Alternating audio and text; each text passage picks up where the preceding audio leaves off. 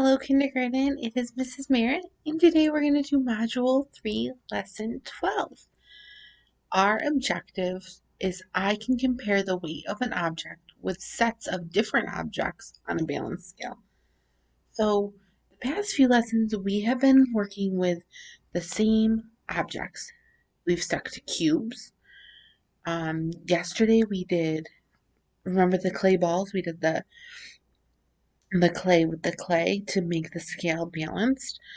Today we're going to work with different objects, and I want to see if we notice something, because I wonder if I weigh something with pennies, would it take the same amount of pennies as it would feathers to balance a scale? I don't know. We're going to find out today. So, to warm up our brains, ready? Let's get them going. We are going to do 5 group hands. I want you to tell me how many are on the top, which is our left column, and how many are on the bottom. So we have 1, 2, 3, 4, 5. We have 5 on top, 1 on the bottom. So 5, 1. Job. 5. How many? 1, 2. Nice. 5, 1, 2, 3. 5, 3. 5, 1, 2, 3, 4. And then, wait. If this is 5, do you think this is 5? I don't know. Let's count. 1, 2, 3, 4, 5. 5, 5. Awesome. So what is this number, though? We're familiar with the term. It is 10, so it is a 10 frame. Great job remembering. Okay, so for today's lesson, I want you to look carefully at my balance. I put a marker on this side. How did I weigh my marker the other day? We used pennies. So today we're going to try that again. Is my marker as heavy as 2 pennies? No. How do we know that? What term would we use? My scale is not what? Balanced. Say balanced with me. Remember, when our scale is balanced, it's straight across and it's even. If something's heavier, it goes down on one side. The object that's heavier goes down. Does anyone remember? Is it going to take more pennies to balance the scale or less? It's going to take more, because if my marker is still low like this, it's showing it's heavier still. So I would need more pennies to balance the scale. As I added pennies, can you do this with me? Pretend your hand is the marker. Put it all the way down. As you add pennies, it would gradually balance. So today we have a few other objects. We have counters, cubes, and beans. I know what I have to do, because look at, we know my scale doesn't balance with just 2 pennies. So I know what I can do. I can add some cubes in there, right? I can't? Why not?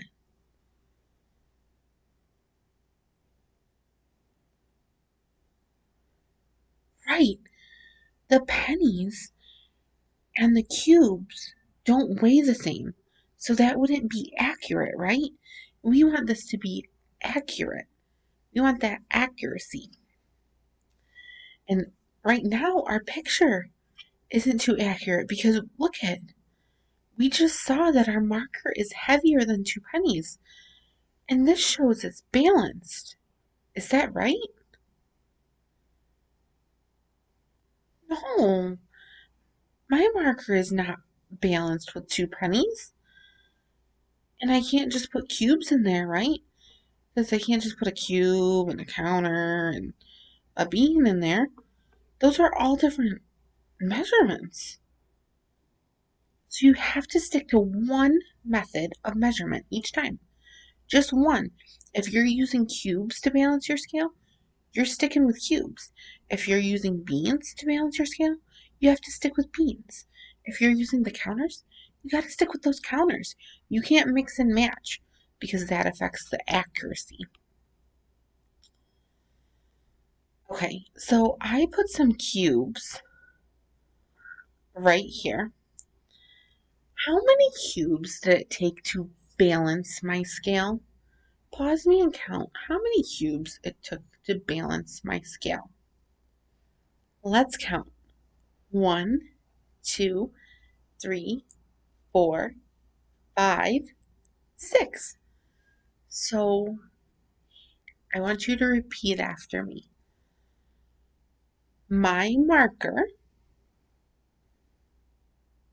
is as heavy as 6 cubes. So the marker, or my marker, is as heavy as 6 cubes. I came up with that sentence because my scale is balanced and tells me that it's equal length, so I can say they're the same weight. So my marker is as heavy as 6 cubes. Excuse me, I had a hiccup. Now I'm going to switch my measurement to beans. I want you to think of how you would say your sentence. My marker is as heavy as blank beans. How would I figure out how many beans is equal to my marker and makes it balanced? Well, first, let's look at our picture. Is our scale balanced? Yeah, our scale is balanced. So, my marker is as heavy as blank beans. I can count them. Awesome idea. Let's count. 1, 2, 3, 4, 5, 6, 7, 8, 9, 10. So what would my sentence sound like? My marker is, go ahead, as heavy as how many beans? 10 beans. Good job. My marker is as heavy as 10 beans. And then we learned also over here, my marker is as heavy as how many cubes again? 1, 2, 3, 4, 5, 6. As 6 cubes. I want you to keep in the back of your head. Each time you measure, you may get a different number because these objects have different weights. That's why we can't mix and match. We can't say, my marker's as heavy as 2 beans, 1 penny, 3 counters, and a cube. That's crazy, right? That sounds really confusing. You want to stick to the same unit of measurement. Okay, so for the last few minutes, we are going to play a quick game, and this is a really, really quick, fast-paced game. We need to find the object that's the heaviest. So we're not balancing our scale. Remember, we're picking that object that weighs the scale down. And I want you to point to it on your screen, and we will select it and see if you are right. Here we go. Which one's the heavier? The cube or the sphere? The sphere, very good. It's down here. Which one's heavier? The cube or the sphere, or the sphere or the cube? The sphere, good. You guys did such a great job.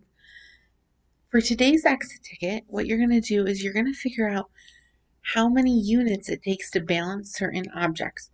So I want you to remember, if they try to trick you, you have to use the same units when you measure.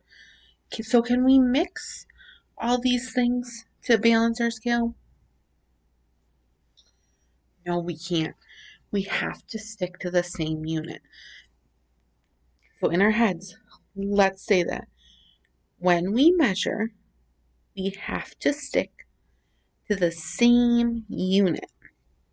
And we're going to learn about various, so all different types of measurements later on. Okay? You guys did a phenomenal job, and I cannot wait to see what we learn tomorrow.